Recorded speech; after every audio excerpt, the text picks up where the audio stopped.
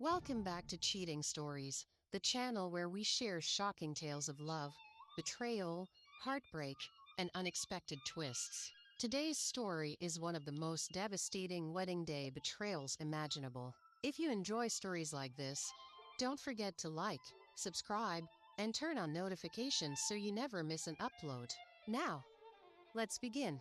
For most women, their wedding day is supposed to be the happiest day of their lives. For me, it became the day that destroyed everything I thought I knew about love.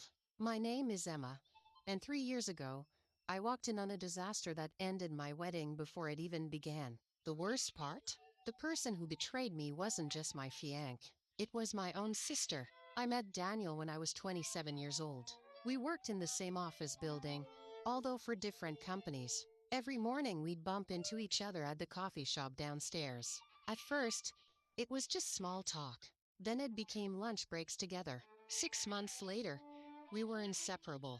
Daniel was charming, thoughtful, and ambitious. He remembered every little thing about me. My favorite flowers, my favorite dessert, the fact that I cried during animal rescue commercials. For the first time in my life, I truly believed I had found my soulmate. My family loved him too, especially my younger sister, Sophie. Sophie and I had always been close growing up. She was only 2 years younger than me, and people constantly confused us for twins. When Daniel proposed after 2 years together, Sophie cried almost as much as I did. "I've never seen you this happy," she told me. I believed her. Looking back, there were signs, tiny warning signs. But when you're in love, you ignore things that should concern you. Sometimes I'd walk into a room and find Daniel and Sophie laughing about something. They would suddenly stop talking when I entered. Other times I'd notice Sophie texting someone and smiling. The second I came near her, she'd lock her phone. I brushed it off. Daniel was practically family. Why would I suspect anything? As the wedding approached, things became stressful. There were vendors, seating arrangements, catering issues, and endless details. Sophie volunteered to help with everything. She attended dress fittings. She helped organize the bridal shower. She even offered to stay with me the night before the wedding. I thought I was lucky to have such a supportive sister. If only I had known. The morning of the wedding arrived. Everything felt perfect. The venue was beautiful. White roses lined the aisle. Soft music floated through the garden. Guests were arriving from all over the country. Everyone kept telling me how radiant I looked. I was nervous but excited. The ceremony was scheduled for 2 p.m. Around noon, I realized I'd left my handwritten vows in the bridal suite upstairs. I excused myself from the makeup room and headed toward the suite alone. The hallway was quiet. Most people were downstairs preparing for the ceremony. As I approached a room, I noticed the door wasn't completely closed. I could hear voices inside. At first, I smiled. I assumed Daniel had come upstairs to leave me a sweet surprise. Tradition said the groom shouldn't see the bride before the ceremony, but Daniel was always romantic. Then I heard Sophie's voice. My smile disappeared. What was she doing in there? I slowed my steps. The conversation became clearer. Then I heard Sophie say something that made my stomach drop. "I wish things could stay like this." There was a long silence. Then Daniel answered, "Me too." Every instinct in my body screamed that something was wrong. I moved closer. The gap in the door allowed me to see inside. And that's when my entire world shattered. Daniel and Sophie were kissing. Not a friendly kiss. Not an accidental moment. A passionate kiss. The kind shared by two people deeply involved with each other. For several seconds, I couldn't breathe. I couldn't move. I couldn't even process what I was seeing. My fiancé, my sister, together on my wedding day. I pushed the door open. The sound startled them. They jumped apart immediately. Sophie's face turned pale. Daniel looked like he'd seen a ghost. The room fell silent. No one spoke. No one moved. Finally, I managed to whisper one word. "Why?" Tears instantly filled Sophie's eyes. Daniel stepped forward. "Emma, please let me explain." I laughed. It wasn't a normal laugh. It was the sound someone makes when their heart breaks in real time. "Explain what?" I shouted. "Explain why you're kissing my sister 2 hours before our wedding." Neither of them had an answer. Their silence told me everything. This wasn't a mistake. This wasn't the first time. I demanded the truth, every last detail. After nearly 10 minutes of arguing, the truth finally emerged. Their affair had started 8 months earlier. 8 months. While I was planning our wedding, while I was choosing flowers, while I was writing vows, they had been sneaking around behind my back. Family dinners, birthday parties, wedding planning meetings. All of it had been a lie. Every memory suddenly felt contaminated. I turned to Sophie, my own sister. How could you do this to me? She sobbed uncontrollably.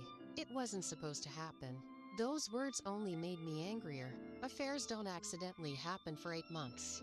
They happen because people make choices. Again and again. I looked at Daniel, the man I was supposed to marry. The man who promised to spend the rest of his life with me. Did you ever love me? His hesitation was all the answer I needed. I felt something inside me break. Not dramatically, not loudly, just quietly. The final collapse of trust. Without another word, I grabbed my vows from the dresser and walked out.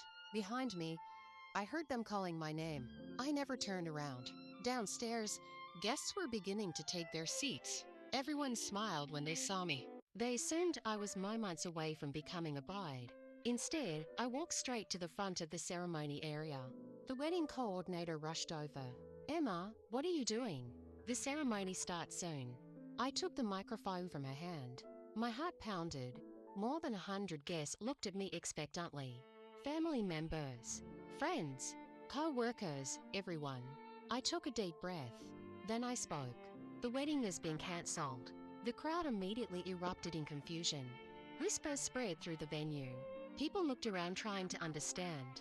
Then I continued. "The reason is simple." I pointed toward the building behind us. "My fiancé and my sister have been having an affair." Complete silence. You could have heard a pin drop. Then gasps echoed across the audience. My mother's face turned white. My father looked stunned. Several guests began exchanging shocked looks. A few moments later, Daniel and Sophie emerged from the building. The second everyone saw them, they knew. Their guilty expressions confirmed everything. My mother burst into tears. My father started shouting. Daniel's parents looked horrified. The entire event descended into chaos.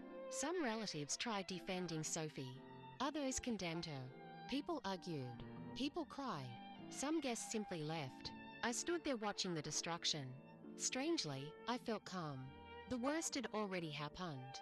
The truth was finally out. There was nothing left to lose. I left the venue shortly afterward, still wearing my wedding dress, still carrying my vows. I drove to a nearby beach and sat alone for hours.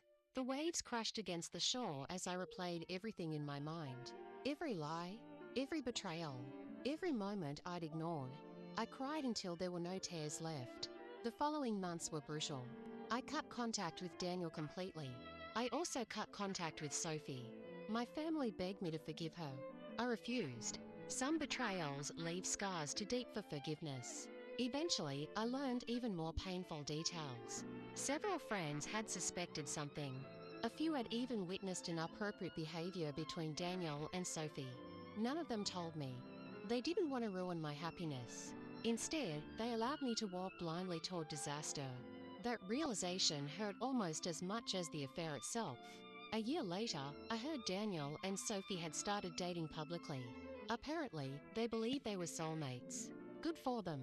I wish them nothing. Not happiness. Not misery. Nothing. They simply no longer mattered. Healing took time. Therapy helped.